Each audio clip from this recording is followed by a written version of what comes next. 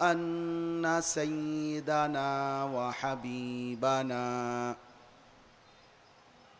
ومولانا محمدا عبده ورسوله. أما بعد، فأعوذ بالله من الشيطان الرجيم. بسم الله الرحمن الرحيم.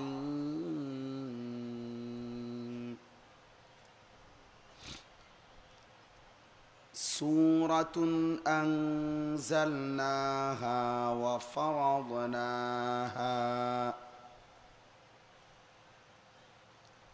وفرضناها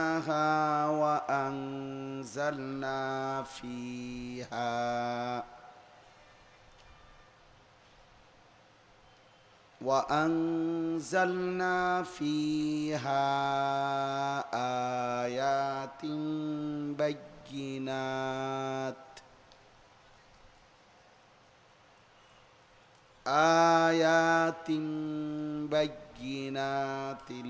لعلكم تذكرون.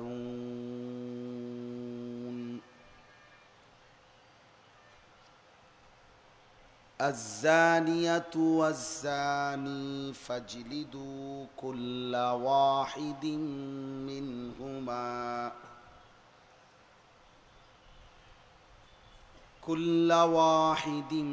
منهما 100 جلدة،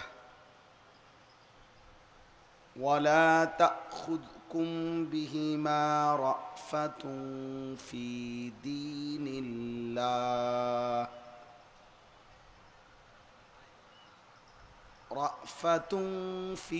دين الله إن كنتم تؤمنون بالله واليوم الآخر. وليشهد عذابهما طائفة من المؤمنين.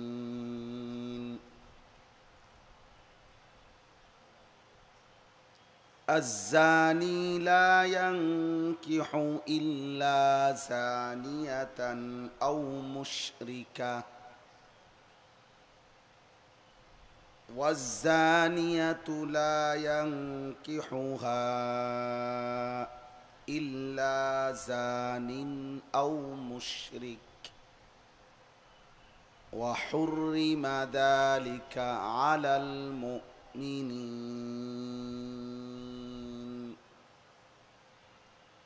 صدق الله مولانا العظيم. وقال نبينا صلى الله عليه وسلم: إن الدنيا حلوة خدرة، وإن الله مستخلفكم فيها فينظر كيف تعملون. فاتقوا الدنيا واتقوا النساء، فإن أول فتنة بني إسرائيل كانت في النساء. اللهم صل على محمد وعلى آل محمد كما صليت على إبراهيم وعلى آل إبراهيم إنك حميد مجيد. اللهم بارك على محمد وعلى آل محمد كما باركت على إبراهيم وعلى آل إبراهيم إنك حميد مجيد. سبحانك لا علم لنا إلا ما علمتنا إنك أنت العليم الحكيم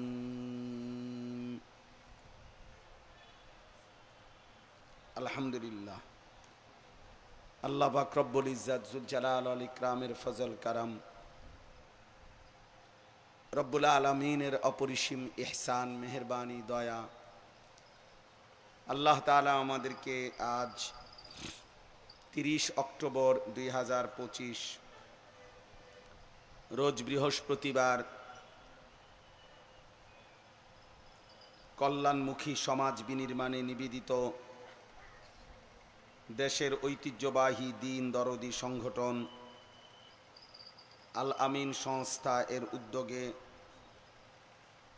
Chittagong Hathazari Parvati model সরকারি উচ্চ বিদ্যালয় ময়দানে আজকের এই ঐতিহাসিক কাজিমুশান তাফসীরুল কোরআন মাহফিলে মহান আল্লাহ পাক রব্বুল আলামিন আমাদেরকে আসবার বসবার আল্লাহর জন্যই জমা হওয়ার তৌফিক দান করেছেন। এজন্য সকলেই বলি আলহামদুলিল্লাহ। মুআজ্জাজ মুহতারাম হাজিরিন, আল আমিন সংস্থার এই ঐতিহাসিক তাফসীরুল কোরআন মাহফিল, এই মঞ্চ, এই স্টেজ এবং বয়ানের এই চেয়ার সবসময় বুজুর্গ শীর্ষ ওলামায়ে কেরাম অলঙ্কৃত করে থাকেন। মূলত এই মঞ্চে, এই স্টেজে, এই চেয়ারগুলোতে এদেশের শ্রদ্ধেয় ওলামায়ে কেরামই শোভা পান। আমাদের মহান বুজুর্গ ওলামায়ে কেরামের সোহবত এবং সান্নিধ্যে ওনাদের দোয়ার জন্যেই, দোয়ার উদ্দেশ্যেই আমাদের এই ছোট্ট সামান্য একটু সময়ের জন্য বসা। বাস্তবতা হলো এখানে বাংলাদেশের সমস্ত শিষ্য বুজুর্গ হযরত ওলামায়ে কেরাম আগেও বসতেন, এখনও বসে আছেন। আল্লাহ তাআলা তাদের মাথার ছায়া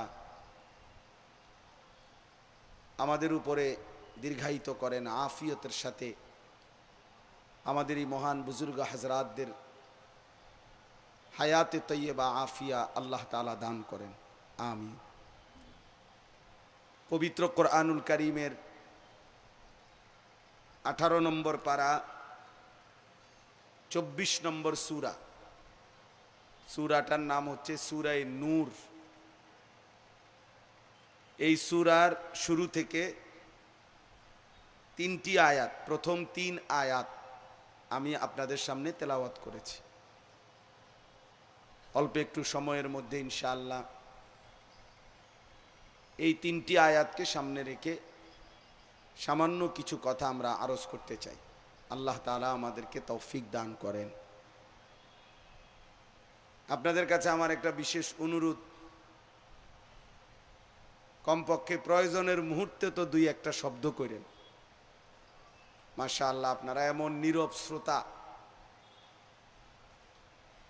বাংলাদেশের সময়ের আলোচিত একজন শিষ্য আলেমে দ্বীন আল্লামা হাবিবুল্লাহ মাহমুদ কাসিমি দামাত বারাকাতুহুমুল আলিয়া হযরত এতক্ষণ বয়ান করলেন।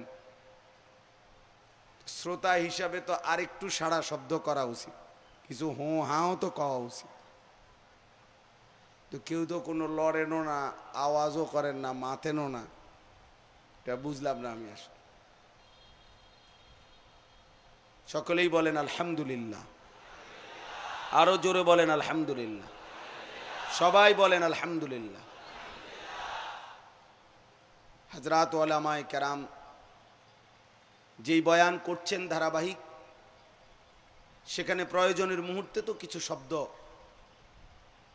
হ্যাঁ না ভালো মন্দ বলবেন। আল্লাহ তাআলা আমাদেরকে তৌফিক দান করেন।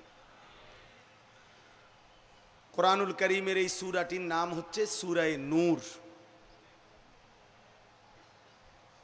এই সূরার প্রথম 3 আয়াত আমি তেলাওয়াত করেছি।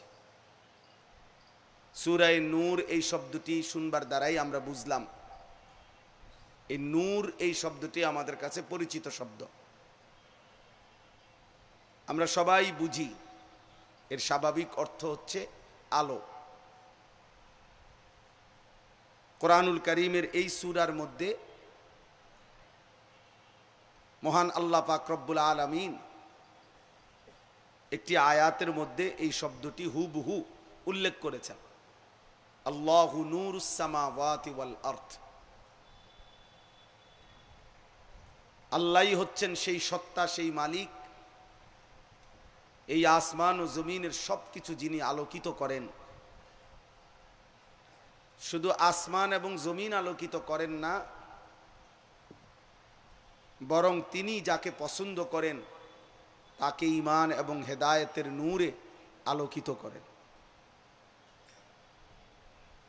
এই কথাটাকে আল্লাহ তাআলা ওই আয়াতের মধ্যে অনেক চমৎকার অসাধারণ উদাহরণের মাধ্যমে আল্লাহ তাআলার আলোটা কিভাবে ছড়িয়ে পড়ে, আল্লাহ তাআলার আলোটার অবস্থান কেমন, আল্লাহ পাক আলোকিত করেন, এটা খুব চমৎকার উদাহরণের মাধ্যমে মহান আল্লাহ পাক রব্বুল আলামিন উল্লেখ করেছেন। সেটা ওই সূরার আয়াতের তাফসিরে ইনশাআল্লাহ যথাসময়ে ধারাবাহিক কখনো সুযোগ হলে উপস্থাপিত হবে। আর এই সূরাটির তাফসিরের শুরুতে আছে, এই সূরাটির আরেকটি মহান উদ্দেশ্য হলো, এই সূরার মূল লক্ষ্য উদ্দেশ্য হলো একটি পরিবার, একটি সমাজ সংশোধন করা, একটি পরিবার সুন্দর করা, একটা সমাজ সুন্দর করা। অর্থাৎ একটি পরিবার এবং একটি সমাজকে আলোকিত করা। এই সূরার মধ্যে মহান আল্লাহ পাক রব্বুল আলামিন ঘর, পরিবার, পরিজন এবং সমাজের আলোকিত সুন্দর জীবন, সুন্দর সমাজ গঠনের জন্য এমন কিছু যুগান্তকারী দিক নির্দেশনা মহান আল্লাহ পাক এখানে দিয়েছেন, যেগুলো অনুসরণ করলে, গ্রহণ করলে, মানলে একটি সমাজ আলোয় আলোকিত হবে। এজন্য সমাজ এবং ঘর পরিবার আলোকিত করার জন্যে কার্যকর পদ্ধতি, কার্যকর ব্যবস্থাপনা, দিক নির্দেশনা এই সূরার মধ্যে আছে। এই জন্য এই সূরাটিকে সূরা নূর মুফাসসিরিনে কেরাম ব্যাখ্যা করে থাকেন। এমনিতে কোরআনুল কারীমের সকল সূরার নাম তাও ওয়াহির মাধ্যমেই নির্ধারিত, এটা কারো পরামর্শে সিদ্ধান্ত হয় নাই, বরং মহান আল্লাহ পাক রব্বুল আলামিন ওয়াহির মাধ্যমেই রাসূলুল্লাহ সাল্লাল্লাহু আলাইহি ওয়াসাল্লামের কাছে আয়াত সূরা যেমন নাজিল করেছেন, তো নামগুলোও মহান আল্লাহ তাআলার পক্ষ থেকেই নির্ধারণ করে রেখেছেন। এজন্য কোরআনুল কারীমের সব কিছুই ওয়াহির মাধ্যমে। কোরআনুল কারীমের তাফসীর এবং ব্যাখ্যার জন্য এই কারণে সর্বোচ্চ সতর্কতা অবলম্বন করা ভীষণ জরুরি, অনেক বেশি জরুরি, অনেক বেশি জরুরি।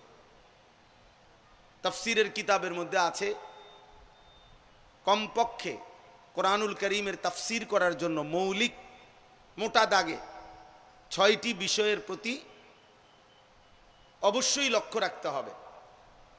1 নাম্বার, কোরআনুল কারীমের তাফসীর, একটি আয়াতের তাফসীর করতে হবে প্রথম কোরআনেরই ভিন্ন কোনো আয়াতের মাধ্যমে, তাফসীরুল কোরআন বিল কোরআন। 2 নাম্বার, কোরআনুল কারীমের আয়াতের তাফসীর করতে হবে রাসূলুল্লাহ সাল্লাল্লাহু আলাইহি ওয়াসাল্লামের হাদিস এবং সুন্নাহর আলোকে।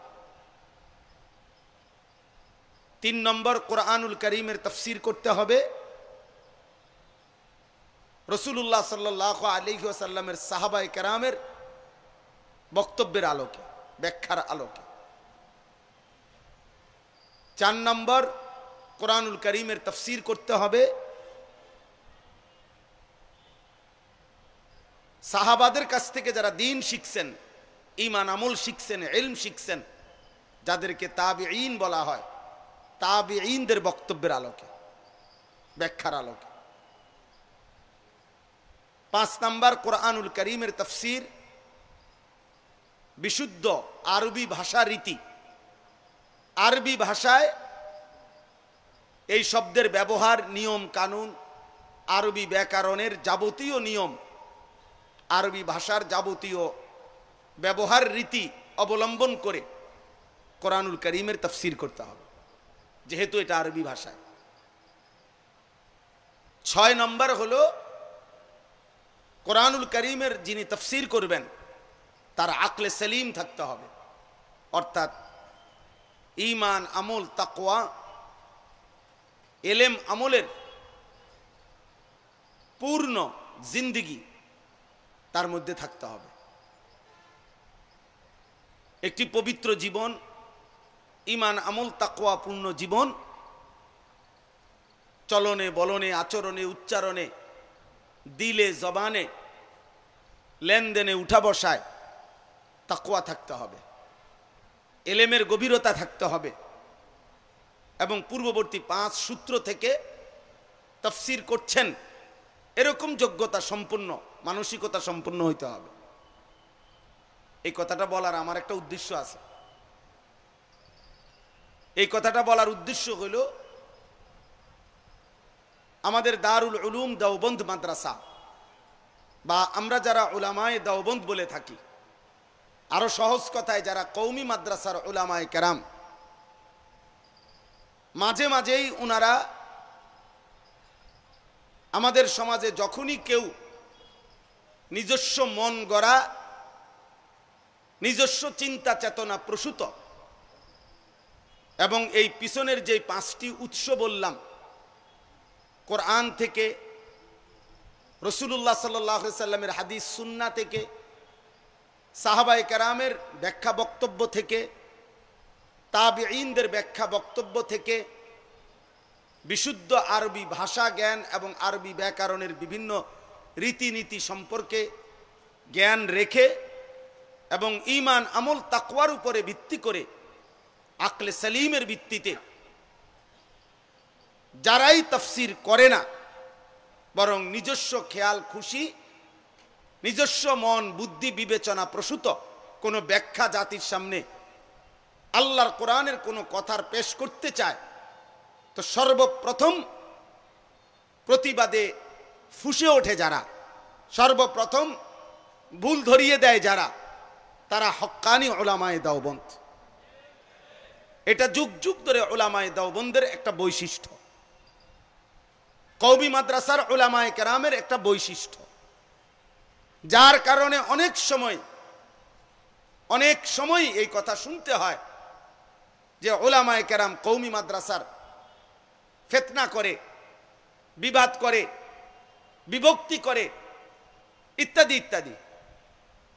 কিন্তু এটা কখনোই, এই কথা কারো বলে ফেললেই তার কারণে তার মিথ্যা ভ্রান্ত মন গড়া, তার নিজস্ব চিন্তা প্রসূত কোরআনের ভুল অপব্যাখ্যা, এটা মেনে নিবে হক্কানি উলামায়ে দেওবন্দ, কওমি মাদ্রাসার উলামায়ে কেরাম, এটা কখনোই হবে না।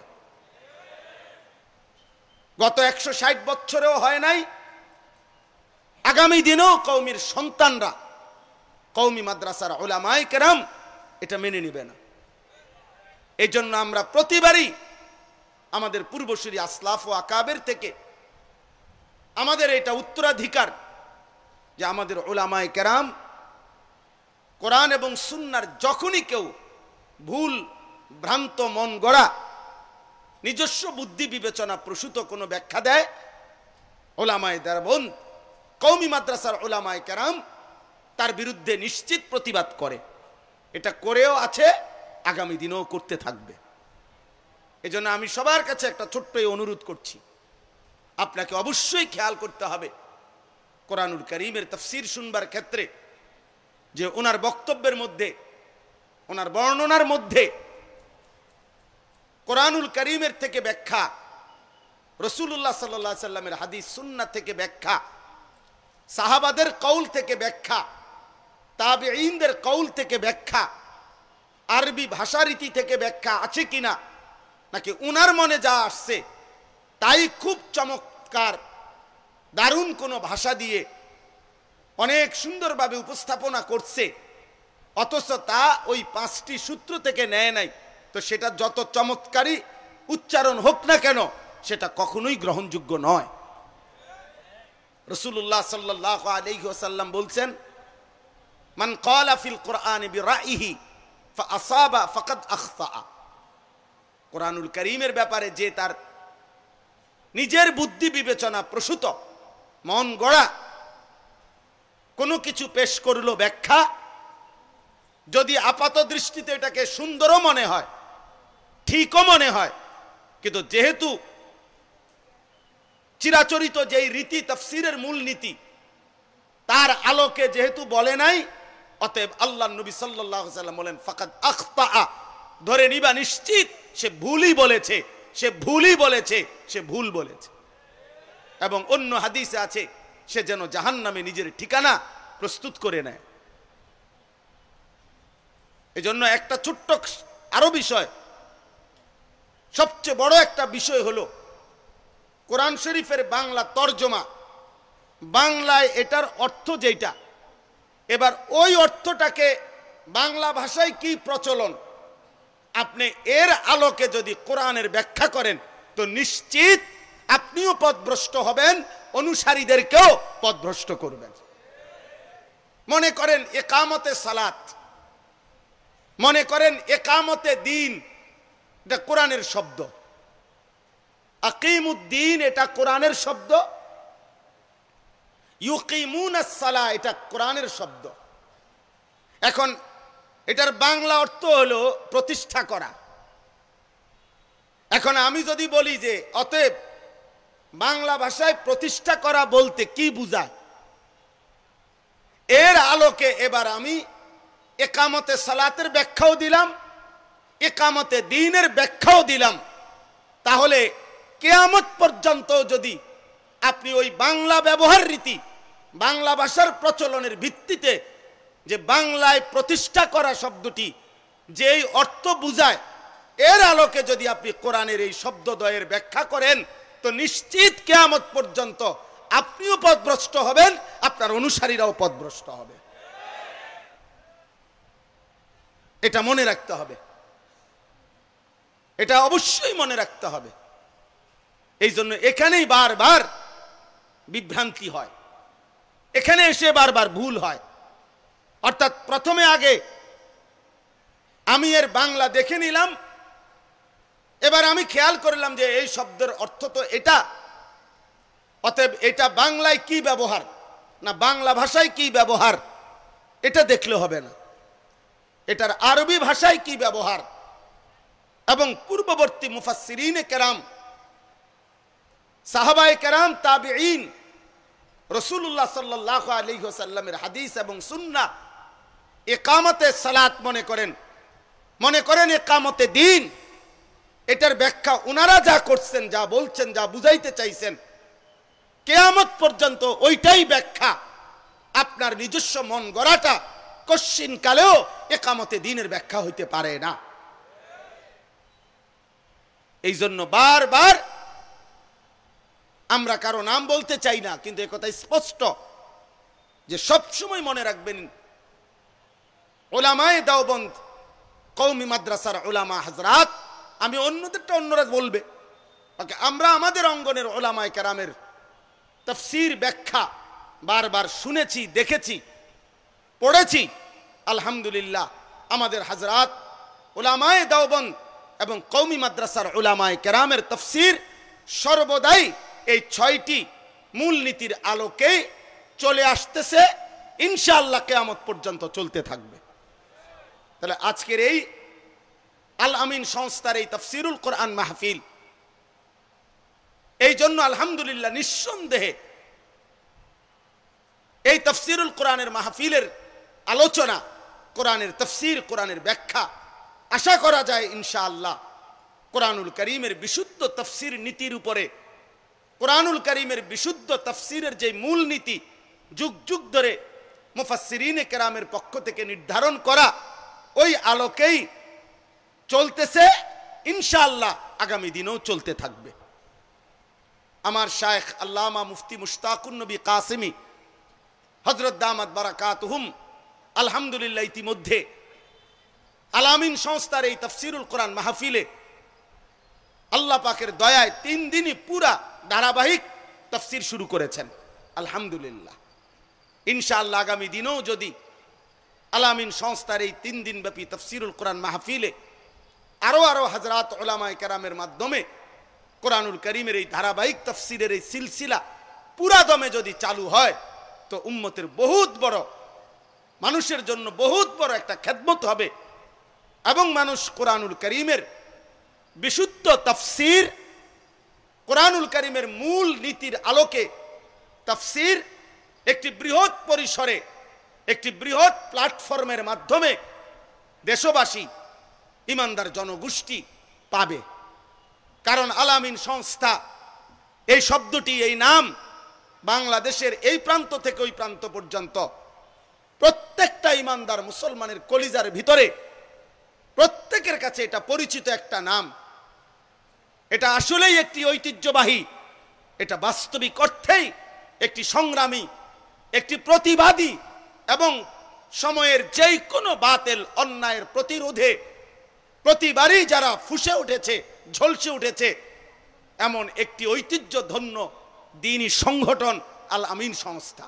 আল্লাহ কবুল করে নেন।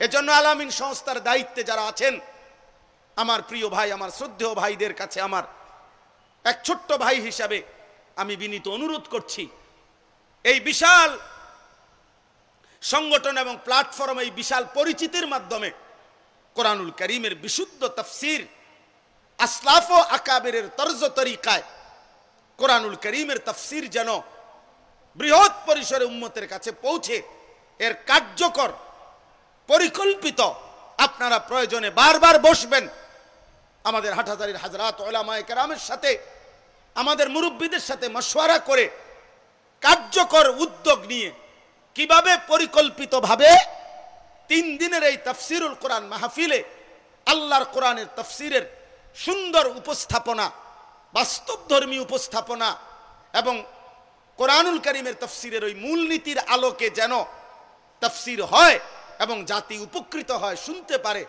এর কার্যকর উদ্যোগ, পরিকল্পিত উদ্যোগ আপনারা গ্রহণ করবেন। এটা আমার হৃদয়ের দাবি, এটা আমার সর্বোচ্চ ভালোবাসার দাবি।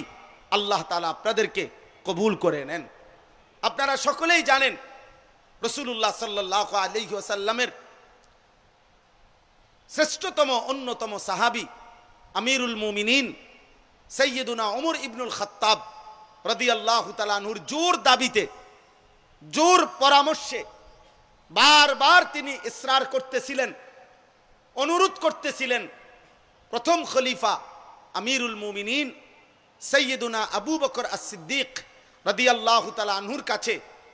হযরত ওমর রাদিয়াল্লাহু তাআলা আনহুর বারংবার অনুরোধের প্রেক্ষিতে হযরত আবু বকর সিদ্দিক রাদিয়াল্লাহু তাআলা আনহু কোরআনুল কারীমের সংকলন রাসূলুল্লাহ সাল্লাল্লাহু আলাইহি ওয়াসাল্লামের ইন্তেকালের পরে ইয়ামামার যুদ্ধে মুসাইলামাতুল কাজ্জাব মিথ্যা ভণ্ড নবী দাবিদারের বিরুদ্ধে সাহাবায়ে কেরামের যুদ্ধে, যেই যুদ্ধে সবচেয়ে বেশি সংখ্যক, প্রায় 400-র চাইতে বেশি সাহাবায়ে কেরাম যারা হাফেজ ছিলেন, শাহাদাত বরণ করছিলেন, এই সর্বাধিক সংখ্যক সাহাবী হাফেজে কোরআন শাহাদাত বরণ করার পরে ওমর রাদিয়াল্লাহু তাআলা বারংবার অনুরোধ করেছিলেন আবু বকর সিদ্দিক রাদিয়াল্লাহু তাআলা আনহুর কাছে যে, হে আমিরুল মুমিনিন, পুরা কোরআন একত্রে সংকলন করা হোক।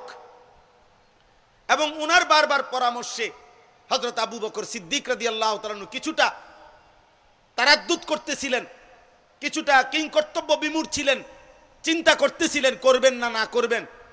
শেষ পর্যন্ত বারবার বলা এবং দলিল যুক্তি তর্কের আলোকে আল্লাহ তাআলা আবু বকর সিদ্দিকের অন্তর খুলে দিয়েছেন এবং তিনি এর কার্যকর উদ্যোগ নিয়েছিলেন। এবং রাসূলুল্লাহ সাল্লাল্লাহু আলাইহি ওয়াসাল্লামের মাত্র 16 বৎসর বয়সী সাহাবী হযরত যায়েদ ইবনে সাবিত রাদিয়াল্লাহু তাআলা আনহু, ওনাকে অন্যতম দায়িত্বশীল বানিয়ে, যিনি ছিলেন একজন কাতেবে ওয়াহি, নবী সাল্লাল্লাহু আলাইহি সাল্লামের কাছে থেকে যিনি আল্লাহর কোরআন নবীজির জামানায় লিখতেন, ওনাকে জিম্মাদারি দিয়ে আরো সাহাবীদের বোর্ড গঠন করে হযরত আবু বকর সিদ্দিক রাদিয়াল্লাহু তাআলা আনহু পুরা কোরআন একত্রে নবী সাল্লাল্লাহু আলাইহি সাল্লামের ইন্তেকালের পরে উনার খেলাফত আমলে সংকলনের উদ্যোগ নিছিলেন। আর এই উদ্যোগটা হযরত যায়েদ ইবনে সাবিতকে যখন দায়িত্ব দিচ্ছিলেন, আমি শুধু এই উৎসাহের জন্য এই কথাটাই শুধু বলতে চাই, হযরত আবু বকর সিদ্দিক যখন সিদ্ধান্ত নিলেন কোরআন সংকলন করবেন, পুরা জমা করবেন, সাহাবায়ে কেরামের মশওয়ারাতেও সিদ্ধান্ত হলো, তখন এই কাজটার প্রধান জিম্মাদারি কে করবে? লক্ষের চাইতে বেশি সাহাবীর কাছে ভিন্ন ভিন্ন কোরআন, কারো কাছে এক আয়াত, দুই আয়াত, এক সূরা, দুই সূরা এরকম ছিল। তো সবগুলোকে একসাথ করা, পরীক্ষা নিরীক্ষা করা, যাচাই বাছাই করা, লিখিত কপি, আবার যারা হাফেজ, যে যেটুকু কোরআনে হিফজ করতে শিখছেন ওনার থেকে ওইটুকু আবার মিলাইয়া নেওয়া, এই সমস্ত সাহাবীর কাছে গিয়ে ওনার মুখস্থটাও শোনা, আবার লিখিত ওনার কাছে যেদ্দুর আছে অদ্দুরও যাচাই বাছাই করে একত্র করা, এত বড় বিশাল একটা দায়িত্ব, অনেক বড় কাজ ছিল এটা। সেটা এই 16 বছর বয়সী যায়েদ ইবনে সাবিত রাদিয়াল্লাহু তাআলা আনহুকে যখন প্রধান করে আবু বকর সিদ্দিক রাদিয়াল্লাহু তাআলা আনহু দিতে চেয়েছিলেন, কিতাবের মধ্যে আছে সাইয়্যিদুনা আবু বকর সিদ্দিক তখন ওনাকে বলছিলেন যে, হে যায়েদ, তুমি এই কাজটা করতে পারবা কিনা? অর্থাৎ রাসূলুল্লাহ সাল্লাল্লাহু আলাইহি সাল্লামের এই মুহূর্তে জীবিত সকল সাহাবীর কাছে কোরআনের যার কাছে যেটুক লিখিত আছে ওইটা একত্র করবা, যার মুখস্থে যেটুক আছে ওইটা শুনবা, এরপরে লিখিত কফির সাথে মুখস্থ বর্ণনা তেলাওয়াত ওইটা মিলাইয়া এরপরে একটা একটা আয়াত, একটা একটা অক্ষর, শব্দ, বিন্দু বিন্দু একত্র করবা কোরআন। এত বড় কাজটি তুমি করতে পারবা কিনা এই অল্প বয়সে? খোদার কসম, নবী সাল্লাল্লাহু আলাইহি সাল্লামের এই 16 বছরের তাগড়া নওজোয়ান সাহাবী আমিরুল মুমিনিন আবু বকর সিদ্দিককে বলছিলেন, হে আবু বকর সিদ্দিক আমিরুল মুমিনিন, আপনি যদি আমাকে বলেন এই পাহাড়টা মদিনার কাইটা, একটা পাহাড়ের দিকে ইঙ্গিত করে বলছেন, আমাকে যদি বলেন এই পাহাড় কেটে এখান থেকে আরেক জায়গায় স্তূপ দিতে, তো খোদার কসম আমিরুল মুমিনিন আমি যায়েদ সেটাও পারবো, আমি ওইটাও পারবো, ইনশাআল্লাহ আমি ওইটাও পারবো। একটা পাহাড় কাইটা প্রয়োজনে আমি আরেক জায়গায় স্তূপ দিব। অর্থাৎ নওজোয়ান তিনি হিম্মত করেছেন, তিনি বলেছেন আল্লাহর কোরআনের এই মহান খেদমত করতে গিয়ে যদি একটা পাহাড়ের মতো উচ্চতাকেও আমাকে কাটতে হয়, কষ্ট করতে হয়, আমি সেই কষ্ট রাত্র দিন সয়ে তারপরেও আমি আল্লাহর কোরআনের এই খেদমত আমি করব। এবং তিনি শেষ পর্যন্ত সেই খেদমত করেছেন। এবং একবার না দুইবার আবু বকর সিদ্দিক রাদিয়াল্লাহু তাআলা আনহুর আমলেও কোরআন সংকলনের মূল কাজটা তিনি করেছেন। আবার সাইয়্যিদুনা উসমান রাদিয়াল্লাহু তাআলা আনহুর তৃতীয় খলিফার জামানায় আবারও যখন সংকলনের কিছু আপনার কাজ করার প্রয়োজন ছিল, আবারও তখনও চূড়ান্ত, আবারও যখন কোরআন সংকলনের কাজ আবার করতে হয়েছে তখনও তিনি ছিলেন, তখনও তিনি আবার করছেন। এজন্য আমি অনুরোধ করছি আল আমিন সংস্থার নওজোয়ান উদ্যমী সংগঠনের সদস্যবৃন্দ, আপনারা যদি এই উদ্যোগ নেন, ইনশাআল্লাহ আপনাদের প্ল্যাটফর্মের পরিচিতি বেশি, আল আমিন সংস্থাকে চিনে বেশি, অতএব এর দ্বারা বেশি মানুষের কাছে আল্লাহর কোরআনের বিশুদ্ধ তাফসীর পৌঁছাবে। লিখিত তাফসীর আলহামদুলিল্লাহ আছে, ব্যাপকভাবে লিখিত তাফসীর ব্যাপকভাবে আছে, আলহামদুলিল্লাহ পড়াও হচ্ছে, মুতালাও চলতেছে। কিন্তু মনে করেন এমন একটা স্বপ্ন দেখেন, আমার এখানে আইসে এটা মনে হয়েছে যে মনে করেন এমন একটা স্বপ্ন দেখেন যে আল্লাহর কোনো বান্দা মুসলমান যেন জবানের উচ্চারণ দিয়া রেকর্ড থেকে সরাসরি আল্লাহর কোরআনের 30 পারা তাফসীরের বিশুদ্ধ শুনতে পারে, এই স্বপ্ন যদি কেউ চায়, ইচ্ছা করে, তো সেটা যেন আপনাদের ব্যবস্থাপনায় আগামী দিনে হতে পারে 30 বছর পরে কেউ রেকর্ড থেকে আল্লাহর কোরআনের পুরা 30 পারা তাফসির শুনবে, এই উপকৃত হতে চায়, তো সেটা তো হতে পারে আপনাদের উদ্যোগ থেকে শুরু হয়ে যাইতে পারে। এই জন্য আমি অনুরোধ করছি, ফিকির করলে, চেষ্টা করলে, এটা নিয়ে স্পেশালি ভাবলে এর দ্বারা এটা সম্ভব যে লিখিত আকারে যেরকম কোরআনের 30 পারা পূর্ণাঙ্গ কপি তেলা আছে, ব্যাপক আছে আলহামদুলিল্লাহ, কিন্তু জবানে ওলামায়ে কেরামের বক্তব্য বয়ান তাফসিরের আলোকে জবানি উচ্চারণে কোরআনুল কারীমের এরকম লম্বা তাফসির, এটারও একটা রেকর্ড, এটারও সংকলন জবান দিয়ে অর্থাৎ রেকর্ড থেকে শুনবে, এরকম একটা উদ্যোগ, একটা ব্যবস্থাপনা হওয়া উচিত। আল্লাহ তাআলা তৌফিক দান করেন। আল্লাহ চাইলে ওমা যালিকা আলাল্লাহি বিআজিজ, আল্লাহ চাইলে এটা নিঃসন্দেহে কঠিন নয়। আল্লাহ তাআলা এই সংস্থার মাধ্যমে আরো কি হইতে পারে, আমি তো একটা সম্ভাবনা শুধু বললাম, এরপরে আরো কোনো কার্যকর সহজ আর কি হতে পারে এর উদ্যোগ, পরিকল্পনা, ফিকির কমপক্ষে নেওয়ার জন্য আমি আপনাদের কাছে বিনীত বিশেষ অনুরোধ করছি। আল্লাহ তাআলা আমাদের সকলকে তৌফিক দান করেন, আমিন। মোহতারাম হাজিরিন, সূরা নূরের এই 3টি আয়াত, যে 3টি আয়াত আমি আপনাদের সামনে তেলাওয়াত করেছি, এই 3টি আয়াতের মধ্যে প্রথম আয়াত যেটা, মহান আল্লাহ পাক রব্বুল আলামিন এই সূরার এই প্রথম আয়াতে বর্ণনার ভঙ্গিটা, মানে সামনে আল্লাহ যে কথাগুলো বলবেন, এই কথাগুলোর বলতে গিয়ে আল্লাহ তাআলা একটা বিশেষ বাক পদ্ধতি আল্লাহ তাআলা এখানে ব্যবহার করেছেন।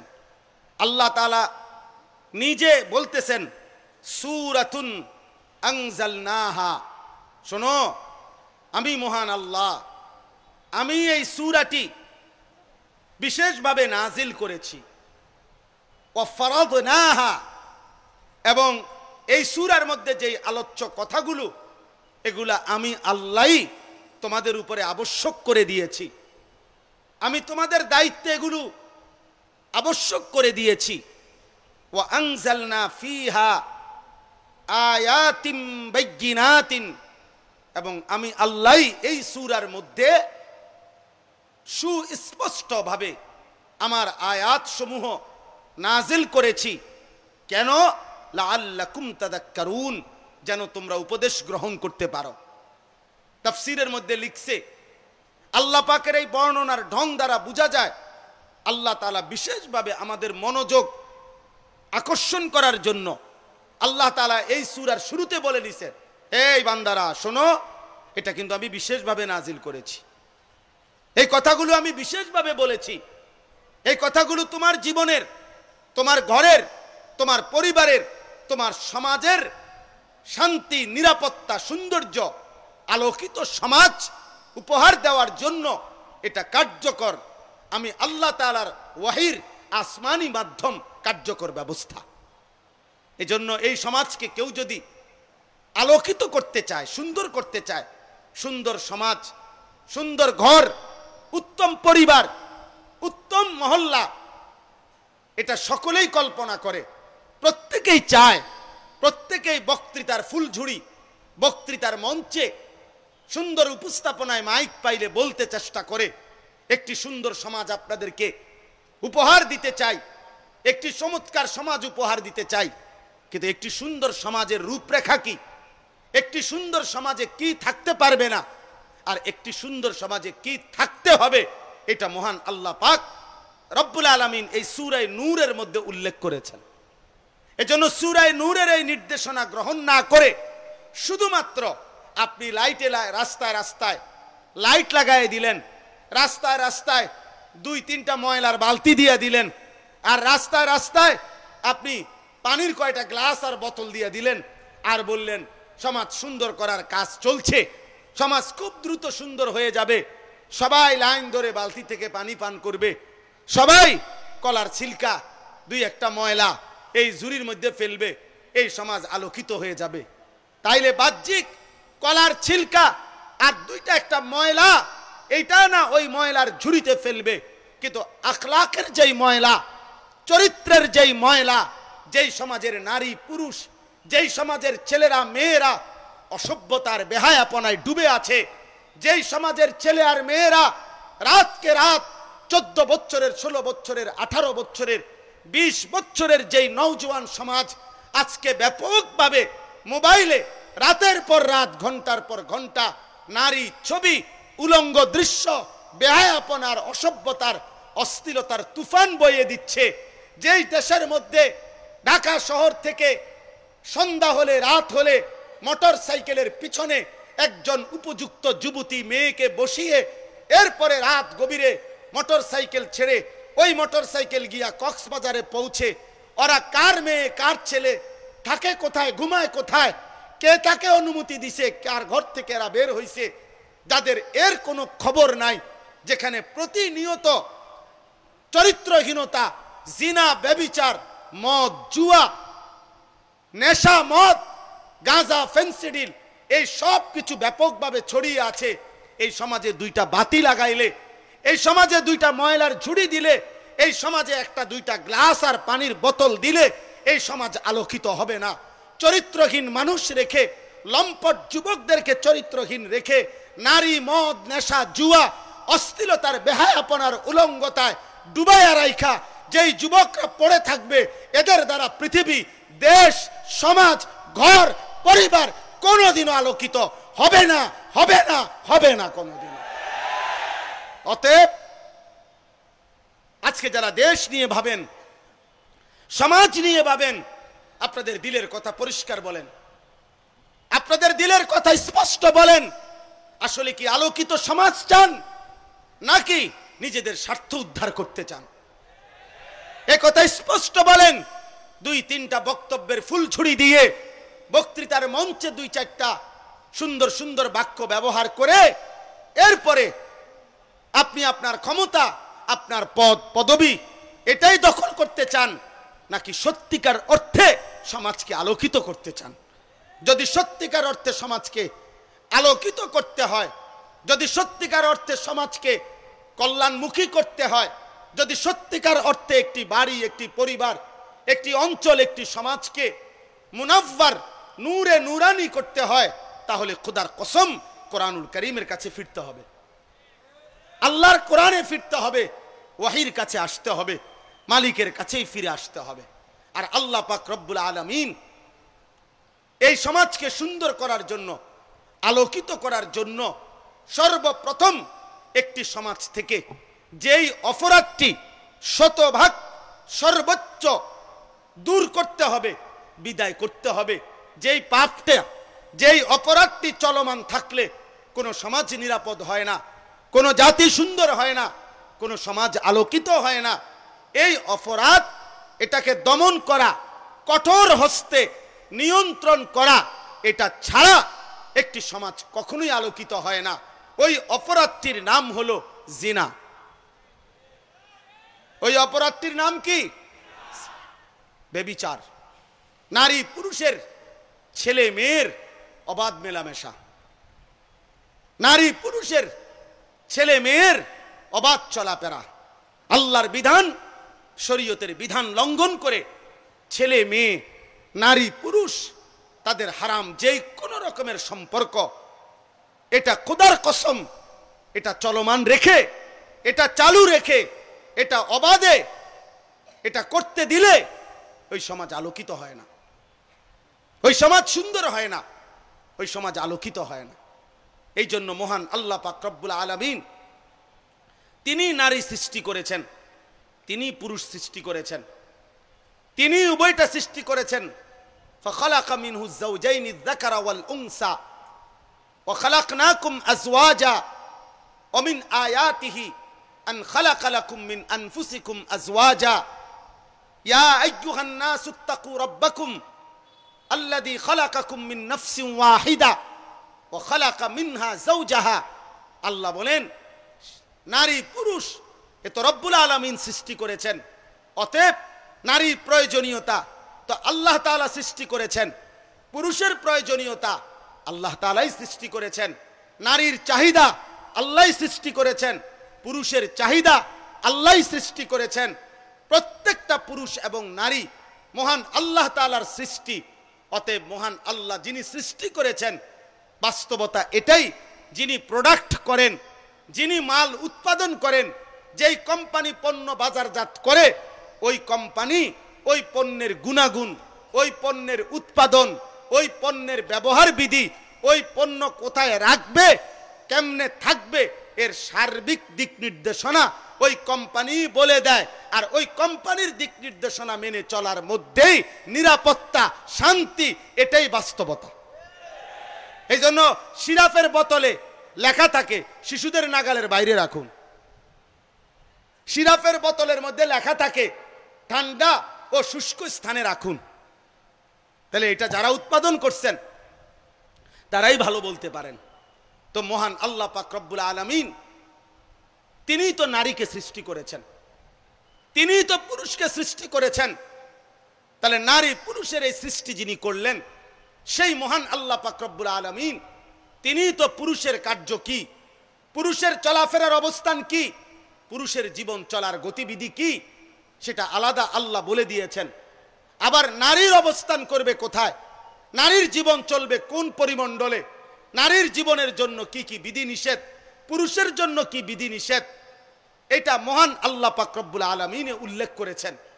এই জন্য তাফসীরে মাআরিফুল কোরআনে আমাদের এই ভারতীয় উপমহাদেশের শ্রেষ্ঠতম বুজুর্গ আলেমে দ্বীন মুফতি শফি রহমতুল্লাহ আলাই তিনি বলছেন যে নারী পুরুষের অবস্থান, নারী পুরুষের স্বভাব, নারী পুরুষের রুচি, নারী পুরুষের চাহিদা, নারী পুরুষের জীবন চলার প্রতিটা পদক্ষেপ যেহেতু মহান আল্লাহ পাক তিনি সৃষ্টি করেছেন, তিনি আলাদা বর্ণনা করেছেন।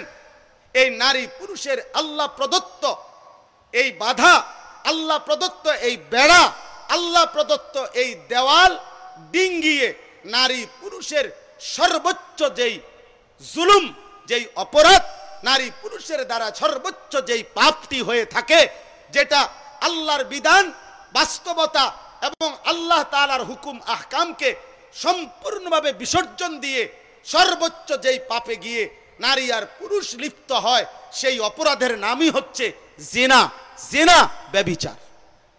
আর এই জিনা এবং ব্যভিচার কোনো ব্যক্তি, কোনো সমাজ, কোনো অঞ্চলে চলমান অবস্থায় ওই সমাজ নিরাপদ হয় না, ওই সমাজ আলোকিত হয় না, ওই সমাজ পবিত্র হয় না, ওই সমাজের নিরাপত্তা থাকে না। ওই সমাজের মধ্যে, মানুষের মধ্যে দুঃখ, দুর্দশা, পেরেশানি আর অস্থিরতা লেগেই থাকে। হাদিসের মধ্যে আছে রাসূলুল্লাহ সাল্লাল্লাহু আলাইহি ওয়াসাল্লাম ইরশাদ করেছেন, লাম তাজহারিল ফাহিশাতু ফি কওমিন হাত্তা ইউলিনু বিহা ইল্লা ফাশা ফীহিমুত তাউন ওয়াল আওজাউল্লাতী মাদাত ফি আসলাফিহিম আল্লাযীনা মাদাউ। নবী সাল্লাল্লাহু আলাইহি ওয়াসাল্লাম বলেন, কোন কওমের মধ্যে যদি জিনা এবং ব্যভিচার ছড়িয়ে পড়ে, নারী পুরুষের অবাধ মেলামেশা ব্যাপকভাবে ছড়িয়ে পড়ে, হারাম চলাফেরা যদি ছড়িয়ে পড়ে, হারাম সম্পর্ক যদি ব্যাপক হয়ে পড়ে, আল্লাহর কসম নবী বলছেন সেখানে অবশ্যই মহামারী, দুর্ভিক্ষ, খাদ্যের অভাব, মানুষের জান মালের নিরাপত্তা বিঘ্নিত হয়ে যায় এবং এমন এমন মুসিবত দেখা দেয় যা পূর্ববর্তীদের মধ্যেও যুগ যুগ ধরে ছিল না, এমন নিত্য নতুন আযাব গজব এসে ওই সমাজের মধ্যে আপতিত হয়। আল্লাহ নবী সাল্লাল্লাহু আলাইহি সাল্লাম বলেছেন, যদি কোনো সম্প্রদায়ের মধ্যে জিনা এবং ব্যভিচার ব্যাপক হয়ে যায়, নারী পুরুষের অবাধ চলাফেরা, অবাধ হারাম মেলামেশা, অবাধ হারাম সম্পর্ক ছেলে মেয়ের যদি ব্যাপক হয়ে যায়, আল্লাহ নবী সাল্লাল্লাহু আলাইহি ওয়াসাল্লাম বলেছেন, ইল্লা কাসুরা ফীহিমুল মাউত। মুয়াত্তায়ে মালিকের হাদিস, সেখানে মৃত্যুর সংখ্যা, মানুষের মৃত্যুর সংখ্যা প্রচণ্ডভাবে বেড়ে যায়, প্রচণ্ডভাবে বেড়ে যায়। তাউন মহামারী দেখা দেয়, বিভিন্ন রোগ ব্যাধি দেখা দেয়। আজকের পৃথিবীতে এইডস কোনোদিনও পৃথিবীর থেকে নিশ্চিহ্ন হয় নাই। এটা নারী পুরুষের হারাম অবৈধ সম্পর্কের একটি চূড়ান্ত ভয়ঙ্কর মহামারীর নামই হচ্ছে এইডস, যা এখনো চলমান পৃথিবীতে। তাহলে প্রিয় ভাই আমার, প্রিয় বাপ আমার, আমরা কোরআনুল কারীমের মধ্যে এই সূরা নূরের প্রথম আয়াত, প্রথম বক্তব্য, প্রথম কথা আল্লাহ তাআলা শুরু করেছেন এই জিনার আলোচনা দ্বারা, এই ব্যভিচারের আলোচনা দ্বারা। আল্লাহ তাআলা বলেন, এই সমাজ, এই জাতি, এই পরিবার, এই ঘর, এই দেশ, এই মহল্লা, এই জনগোষ্ঠী মানুষের যদি নিরাপদ, পবিত্র, আলোকিত রাখতে চায় তো সর্বপ্রথম জিনার দ্বার বন্ধ করতে হবে। এই জন্য মহান আল্লাহ পাক রব্বুল আলামিন বলছেন কোরআনুল কারীমের মধ্যে, ইসলামের সবচেয়ে কঠিন দণ্ড, ইসলামের মধ্যে কোন পাপের শাস্তি সবচেয়ে কঠিন? জিনার শাস্তি। কোন পাপের শাস্তি বলেন? আমাদের বিশ্ববিখ্যাত মুফাসসির শেখুল হাদিস দারুল উলুম দেওবন্দের শ্রেষ্ঠতম সন্তান, যিনি অল্প সময় পূর্বে ইন্তেকাল করেছেন, হযরত মাওলানা সাঈদ আহমদ পালনপুরি রাহমাতুল্লাহ আলাইহি, তার বিশ্ববিখ্যাত তাফসীর হেদায়েতুল কোরআন, এই হেদায়েতুল কোরআন তাফসীরের মধ্যে তিনি এই বিষয়ের উপরে লম্বা আলোচনা লিখছেন। একটা মৌলিক কথা বলছেন উনি, যে জিনা এবং ব্যভিচারের শাস্তি আপাত দৃষ্টিতে বাহ্যিক দুনিয়াতে স্বাভাবিকভাবে কোনো মানুষ শুনলে আঁতকে ওঠে, কাইপা ওঠে, লাফ মাইরা ওঠে, যে কি ভয়ঙ্কর শাস্তি, কি ভয়ঙ্কর। কিছু কিছু ভদ্রলোক, সভ্য পৃথিবীর আধুনিক দাবিদার, ওরা ইসলামের জিনার শাস্তি আর ব্যভিচারের শাস্তি দেখলে আঁতকে উঠে বলে কি বর্বরতা, কি জঘন্যতা, কি মারাত্মক শাস্তি। অথচ বাস্তবতা হলো তিনি লম্বা আলোচনার মাধ্যমে এটা যুক্তি দিয়ে, প্রমাণ দিয়ে, বিশ্লেষণ করে প্রমাণ করেছেন জিনা এবং এই ব্যভিচারের শাস্তি। মহান আল্লাহ পাক এখানে বলছেন, আয-যানিয়াতু ওয়াজ-যানি ফাজলিদু কুল্লা ওয়াহিদিম মিনহুমা মিআতা জালদা। আল্লাহ তাআলা বলেন, জিনাকারী পুরুষ, প্রথমে বলছেন নারী, ব্যভিচারিণী নারী এবং ব্যভিচারী পুরুষ, এই দুইজনের শাস্তি কি? আল্লাহ তাআলা বলছেন, ফাজলিদু কুল্লা ওয়াহিদিম মিনহুমা মিআতা জালদা। আল্লাহ তাআলা বললেন, তাদের উভয়কে, ওই মেয়েকে, নারীকে এবং পুরুষকে 100 চাবুক দিয়ে বেত্রাঘাত করো, চামড়ার উপরে বেত্রাঘাত করো। মিআতা জালদা, আরবিতে চাবুক বলাই হয় যেটা চামড়া দিয়ে বানানো হয়, যার কারণে এই চামড়ায় তৈরি চাবুক দ্বারা তার দেহে, তার শরীরে 100 করে বেত্রাঘাত করো। তাফসীরের মধ্যে বিস্তারিত ব্যাখ্যা আছে। ইজমায়ে উম্মত, তাওয়াতুর হাদিস এর মাধ্যমে কথা প্রমাণিত যে এই শাস্তিটি অবিবাহিত ছেলে এবং মেয়ের জন্য। কোনো মেয়ে যদি অবিবাহিত হয়, কোনো ছেলে যদি অবিবাহিত হয়, তাহলে তাদের জিনা ব্যভিচারের শাস্তি হলো 100 চাবুক দিয়ে বেত্রাঘাত। কিন্তু আল্লাহর নবী সাল্লাল্লাহু আলাইহি সাল্লামের বিশুদ্ধ হাদিস, কোরআনুল কারীমের মানসুখকৃত আয়াত, যেটা মুতাওয়াতির হাদিসের দ্বারা প্রমাণিত, যে বিবাহিত পুরুষ এবং নারী যদি জিনা করে, যেটাকে আমাদের সমাজে পরকিয়া বলে, অর্থাৎ বিবাহিত পুরুষ জিনা করেছে, বিবাহিত নারী ব্যভিচার করেছে, তো আল্লাহর বিধান হলো তাকে পাথর মেরে রজম, হত্যা করা, তাকে এই পৃথিবী থেকে বিদায় করে দেওয়া, এই পৃথিবী থেকে নিশ্চিহ্ন করে দেওয়া, নিশ্চিহ্ন করে দেওয়া। আল্লাহ তাআলা বলেন, ওয়ালা তাখুযকুম বিহিমা রাফাতুন ফি দীনিল্লাহ। আল্লাহ বলেন, মুমিন, অন্যদের কথা বাদ দাও, কাফের, মুশরিক, বেঈমান, নাস্তিক, মুরতাদ কি বলবে, মুনাফিক কি বলবে, এর ধার ধাইরো না। তবে তোমরা মুমিনদের কাছে, ইমানদারের কাছে আমি আল্লাহ বলে দিলাম যে আমি আল্লাহ আরহামুর রাহিমিন, আমি রহমান, আমি রাহিম, আমি সত্তার, আমি আল্লাহ সেই মালিক যে বান্দার গুনাহ গোপন রাখি, বান্দার গুনাহ লুকিয়ে ফেলি। আমি সেই মালিক, আসমান ছোঁয়া গুনাহ পর্যন্ত আমি আল্লাহ মাফ করে দিতে রাজি।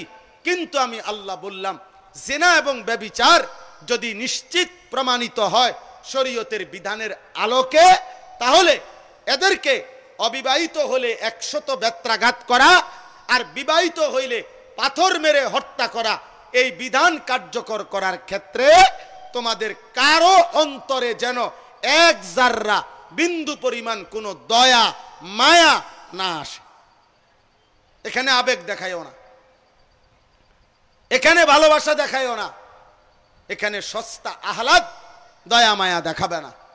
আমি আরহামুর রাহিমিন, আমি রহমের দরিয়া, রহম আমার থেকে আসে, দয়া মায়া আমি আল্লাহর থেকে আসে।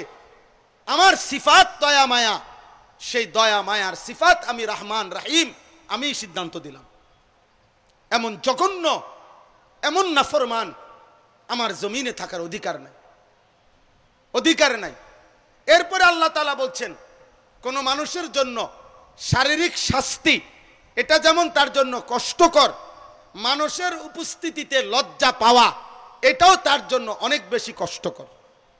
একে তো ফিডা খাইলো, আবার এতগুলো মানুষ দেখলো, এতগুলো মানুষ শুনলো।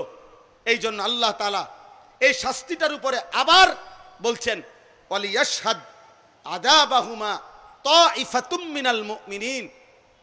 মুমিনদের একটা দল, একটা ভারী জামাত মুমিনদের যেন এই নাফরমান পাপীদের, জিনাকারী ছেলে মেয়ে পুরুষ নারী এদের শাস্তি কার্যকর করার সময় তারা যেন সশরীরে সচক্ষে উপস্থিত থাকে, তারা যেন দেখে, তারা যেন দেখে। এতে করে অবিবাহিত এই ছেলে মেয়ে যদি বেত্রাঘাত খায়ও আজীবন লজ্জিত হবে যে আমি কি করলাম, কতগুলো মানুষের সামনে বেইজ্জতি হলাম, অপমানিত হলাম।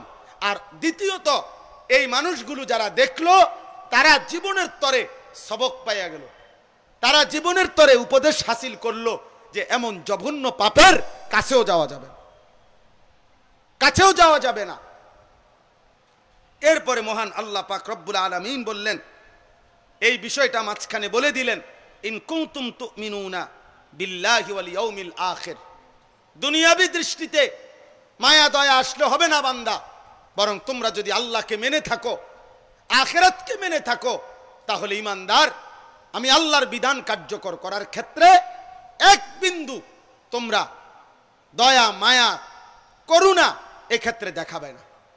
এখন দেখেন কি দাঁড়াইলো কথা, দাঁড়াইলো এই কথাটা, জিনা এবং ব্যভিচার, নারী পুরুষের অবাধ মেলামেশা, ছেলে মেয়ের হারাম সম্পর্ক, এটা এতটাই জঘন্য মহান আল্লাহ পাক রব্বুল আলামিন ইসলামী শরীয়তে আল্লাহর বিধানের মধ্যে আমিরুল মুমিনিন মুসলিম রাষ্ট্রের খেলাফতের দায়িত্বে সবচেয়ে কঠোর যে শাস্তিটা নির্ধারণ করেছেন সেটা হলো এটা।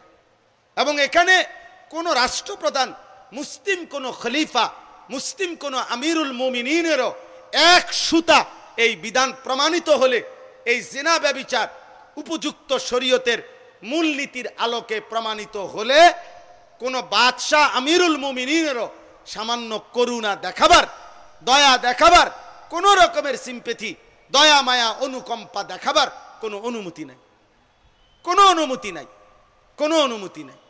এবার আমি ছোট্ট যে কথাটা বলতে চাই সেই ছোট্ট কথাটা হলো, জিনা এবং ব্যভিচার মহান আল্লাহ পাক রব্বুল আলামিন এতটা কঠোরভাবে নিষেধ করেছেন। প্রিয় ভাই, প্রিয় বাবা, বিশেষ করে প্রিয় নওজোয়ান, সবার কাছে আমার এটা অনুরোধ। হাদিসের মধ্যে আছে, আল্লাহর নবী সাল্লাল্লাহু আলাইহি ওয়াসাল্লাম বলেন, লা ইয়াজনি জানি হিনা ইয়াজনি ওয়া হুয়া মুমিন। নবীজি বলেন, কোন জিনাকার ব্যভিচার যখন করে, জিনা করে, সে মুমিন থাকে না। হায়, একে তো এত বড় জঘন্য পাপও করলো, আর যদি তওবা না করে, আর বুঝ না আসে, ফিরে না আসে, তো তার তো ঈমানও থাকবে না, তো তার আখিরাত কি হবে, তার আখিরাত কি হবে? রাসূলুল্লাহ সাল্লাল্লাহু আলাইহি ওয়াসাল্লাম এরপরে দ্বিতীয় হাদিস নবীজি বলছেন, মা মিন আহাদিন আগিয়ারু মিনাল্লাহ আন ইয়াজনিয়া আবদাহু আও আন তাজনিয়া আমাতাহু। নবীজি বলেন, মহান আল্লাহ পাক রব্বুল আলামিন জমিনের কোন পাপে সবচেয়ে বেশি গুসা হয়, আল্লাহর গায়রতের মধ্যে লাগে, আল্লাহ তাআলার আত্মসম্মানে আঘাত করে, সেটা হলো আল্লাহর কোন বান্দা অথবা আল্লাহর কোন বাঁধি যদি জিনা করে, কোন পুরুষ যদি জিনা করে, কোন মহিলা যদি জিনা করে, কোন ছেলে মেয়ে যদি ব্যভিচার করে, খোদার কসম নবী বলছেন, আল্লাহ তাআলার গায়রত, আল্লাহ তাআলার আত্মসম্মানে আল্লাহ তাআলার সবচেয়ে বেশি গুসা হয়, গুসা হয়, আল্লাহ সবচেয়ে বেশি গুসা হয়। হাদিসের মধ্যে আছে রাসূলুল্লাহ সাল্লাল্লাহু আলাইহি ওয়াসাল্লামের জামানায় একজন ইমানদার মুসলিম পুরুষ যখন নবীজির কাছে আয়েশা সামনাসামনি বলছে, আমি জিনা করেছি, ইন্নী কাদ জানাইতু, ইয়া রাসূলুল্লাহ আমি জিনা করেছি। আল্লাহর নবী সাল্লাল্লাহু আলাইহি সাল্লাম 3 বার পর্যন্ত ওনার কথাটা পাত্তা দেয় নাই। আরে বলে কি? উনি যখন 3 বারের পরে আবারও বলছে, নবীজি অবাক হয়ে বলতেছেন, আবিকা জুনুন, আরে তুমি কি পাগল নাকি? তোমার মধ্যে কি পাগলামি আছে নাকি? তোমার মাথায় সমস্যা নাকি? মুমিন মুসলমান কিভাবে জিনা করে? মুসলমান এটা বলে কেমনে? আবার মুসলমানের দ্বারা এটা হয় কিভাবে? তাইলে বোঝা গেল রাসূলুল্লাহ সাল্লাল্লাহু আলাইহি ওয়াসাল্লাম অবাক হয়ে গেলেন, আশ্চর্য হয়ে গেলেন যে একজন মুমিন কিভাবে জিনা করে। অতঃপর 4 বারের স্বীকৃতিতে যখন সেটা চূড়ান্ত প্রমাণিত হয়েছে আর তিনি বিবাহিত ছিলেন, তো আল্লাহর নবী সাল্লাল্লাহু আলাইহি সাল্লাম তাকে এই রজম পাথর মেরে হত্যার নির্দেশ দিয়েছেন। সাহাবায়ে কেরাম সেই আদেশ কার্যকর করেছে। নবীজি সাল্লাল্লাহু আলাইহি সাল্লামের জামানায় একাধিকবার পাথর মেরে জিনাকারের শাস্তি কার্যকর হয়েছে। হযরত আবু বকর সিদ্দিকের জামানায় কার্যকর হয়েছে, হযরত ওমরের জামানায় কার্যকর হয়েছে। অতএব ইসলামের এটা একটা মুতাওয়াতির অকাট্য বিধান, এখানে কোন রকমের দয়া মায়া দেখাবার কোনো সুযোগ নেই। বাকি শর্ত আছে, জিনা প্রমাণিত হওয়ার শর্ত আছে, জিনার শাস্তি কার্যকর করবে কে এটা শর্ত আছে। জেনতেন যাকে তাকে বলা হয় না। আমি সময়ের কারণে পুরোটা বলতেছি না আর কি, কিন্তু নিয়ম যথাযথ শরীয়তের বিধিবিধান বিস্তারিত এর মধ্যে আরো আছে। আপনি পুরা বিধান শুনে এর সকল দিক বিশ্লেষণ করে একজন ইনসাফগার, ন্যায়পরায়ণ, বিবেকবান মানুষ বলবে যে আল্লাহর বিধানটাই সঠিক, আল্লাহর বিধানটাই যৌক্তিক, আল্লাহর বিধানটাই ইনসাফপূর্ণ। কোরআনুল কারীমের মধ্যে আছে, কোরআনুল কারীমের মধ্যে কথা স্পষ্ট আছে, ওয়ালাকুম ফিল কিসাসি হায়াতুন ইয়া উলিল আলবাব। অন্যায়ভাবে যদি কেউ কাউকে হত্যা করে তাহলে তার শাস্তি স্বরূপ ওই হত্যাকারীকেও হত্যা করা হবে। ইসলামী শরীয়তের বিধান এটা। এখন এটা এই হত্যা করলে তাকে, এটাকে বলে কিসাস। আল্লাহ বলছে তোমাদের দৃষ্টিতে যদিও মনে হচ্ছে আরেকটা লোককে আবার হত্যা করা হইল, হত্যার বিনিময়ে হত্যা, আল্লাহ বলে না, এখানে যদিও মনে হয়েছে একজন হত্যাকারীকে হত্যা করা হয়েছে, আল্লাহ বলে না, এই হত্যার মধ্যে হাজারো প্রাণ, হাজারো জীবন লুকিয়ে আছে। অর্থাৎ এই হত্যার মধ্যে আগামী দিনে এই হত্যাকারীর এই নির্মম শাস্তি দেখে অসংখ্য অগণিত কোটি মানুষ আর কাউকে উপরে অন্যায় আঘাত করতে সাহস করবে না। এই জন্য জিনা এবং ব্যভিচারের শাস্তিটা মহান আল্লাহ পাক এতটা কঠোর করে দিয়েছেন। তাফসিরে হিদায়াতুল কোরআনে লিখছে যে জিনা এবং ব্যভিচার যেহেতু গোপনে করা হয়, স্বাভাবিকভাবে লোক সমাজে মানুষের প্রকাশ্য জনতিতে এটা যেহেতু হয় না, অতএব এটা যখন প্রমাণিত হবে চূড়ান্ত, তখন এর শাস্তি যদি কঠিন করে না করা হয় তাহলে সমাজ নিরাপদ থাকবে না, বরং প্রত্যেকেই অন্ধকারে, আড়ালে, একাকিত্বে এমন পাপ খুঁজতে থাকবে। আজকে তিনি ওই কিতাবের মধ্যে ধারাবাহিক প্রমাণ করে দেখাইছেন।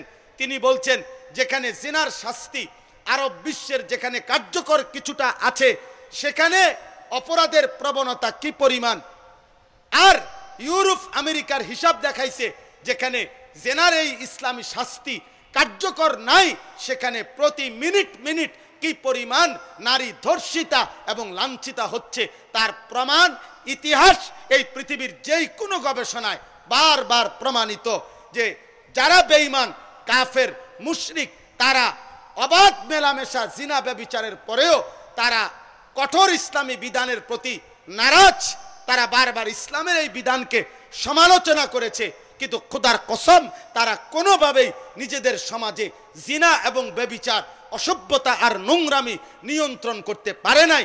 কিন্তু ইসলামের ইতিহাসে যেখানেই যখন আল্লাহর এই বিধান কার্যকর হয়েছে সেখানে শতভাগ জিনা ব্যভিচার নিয়ন্ত্রণ হয়ে গেছে।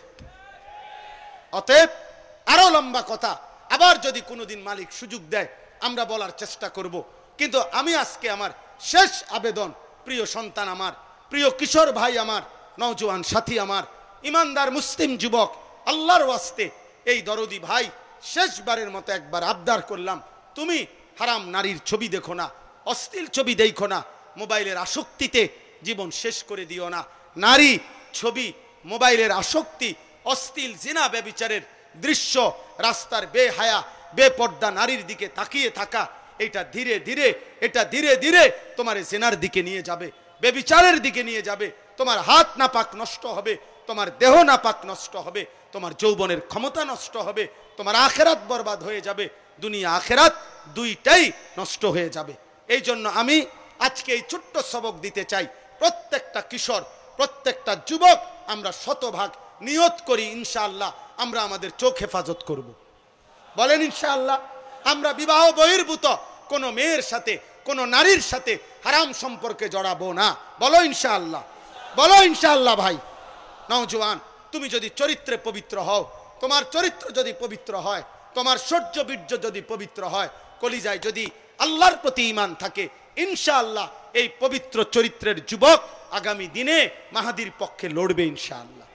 আগামী দিনে এমন ইমানদার যুবকের হাতে কালেমার পতাকা উড়বে ইনশাআল্লাহ।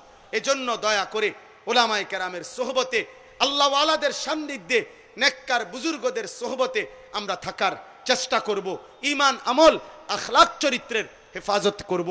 শুধু শব্দে মানুষ ভদ্রলোক হয় না, বরং আখলাক আর চরিত্রেই মানুষ উত্তম এবং ভদ্রলোক হয়। নবীজি বলছেন, আকমালুল মুমিনিনা ঈমানান আহসানুহুম খুলুকান, সর্বাধিক পরিপূর্ণ মুমিন সে যার আখলাক যতটা সুন্দর। এই জন্য উত্তম আখলাকের জন্য ওলামায়ে কেরামের সান্নিধ্য, ওলামায়ে কেরামের লিখিত কিতাবাদি, দ্বীনি বইপত্র, দ্বীনি পুস্তকাদি, এগুলো একটা কার্যকর মাধ্যম। আমি অনুরোধ করব, এখানে অনেক ইসলামী বই আলহামদুলিল্লাহ বিক্রি হচ্ছে, সবাই চেষ্টা করবেন ইসলামী গুরুত্বপূর্ণ নির্ভরযোগ্য ওলামায়ে কেরামের কিতাবাদি কিনবার জন্য। আলহামদুলিল্লাহ এবারই আমার শায়েখ আরিফ বিল্লাহ হাকিমুন নফস আল্লামা মুফতি মুশতাকুন নবী কাসিমি হযরত দামাত বারাকাতুহুমের বয়ানের অনেকগুলো কিতাব আছে, যেগুলো দরদ মাখা, কলিজা মাখা কিতাব এখানে আছে, বিক্রি হচ্ছে। এবার আমার শায়েখের পছন্দের, ভালোবাসার, মহব্বতের একটা কিতাব আল ওয়াবিলুস সাইয়্যিব, যেখানে রাসূলুল্লাহ সাল্লাল্লাহু আলাইহি ওয়াসাল্লামের জিন্দেগীর সমস্ত জিকির, তাসবিহ, ওজিফা এগুলো কি পড়তেন এবং জিকিরের কি ফায়দা, গুরুত্ব, ওই কিতাবটাও এখানে বিক্রয় হইতেছে। এরকম সুন্দর সুন্দর অনেক কিতাব, শায়েখের যেই কিতাবগুলো বিক্রি হয় ওই স্টলেও আছে, আশেপাশের স্টলেও আছে। আপনারা প্রত্যেকেই একটা, দুইটা, চারটা, পাঁচটা কিতাবও ক্রয় করবেন, ওলামায়ে কেরামের সান্নিধ্যে থাকবেন, আজকের এই তাফসিরুল কোরআন মাহফিলে বাকি বয়ানগুলোও শুনবেন। বলেন ইনশাআল্লাহ। আমার শায়েখ বয়ান করবেন, আরো হযরত ওলামায়ে কেরাম বয়ান করবেন। আগামী দিনে আল আমিন সংস্থার এই ঐতিহাসিক তাফসিরুল কোরআন মাহফিল বাংলাদেশ নয়, সারা পৃথিবীকে, প্রতিটা মানুষের কলিজাকে যেন আলোকিত করে, নূরানি করে। সূরা নূরকে সামনে রেখে আমি এই আহ্বান করে আমার কথা আজকের মতো এখানেই শেষ করলাম। আসসালামু আলাইকুম ওয়া রাহমাতুল্লাহি ওয়া বারাকাতুহু। সুবহানাল্লাহি ওয়া বিহামদিহি, সুবহানাকাল্লাহুম্মা বিহামদিক, আশহাদু আল লা ইলাহা ইল্লা আনতা, আস্তাগফিরুকা ওয়া আতুবু ইলাইক।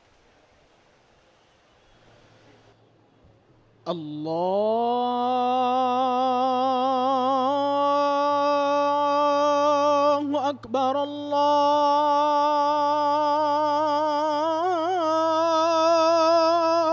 আকবার।